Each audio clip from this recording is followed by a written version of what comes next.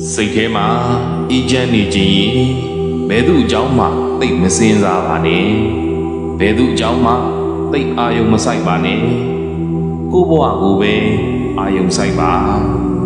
ဘယ်သူအကြောင်းမှအာယုံမဆိုင်တော့တဲ့အချိန်ကအေးချမ်းဆုံးအချိန်ပါကိုဘယ်သူတွေဘယ်လိုထင်မလဲ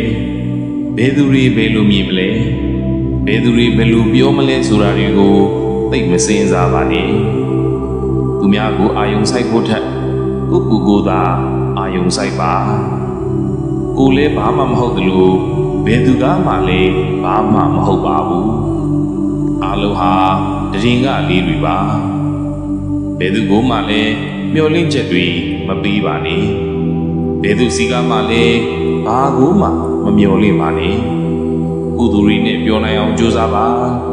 စိတ်ကလေးအေးချမ်းနေပါလိမ့်မယ်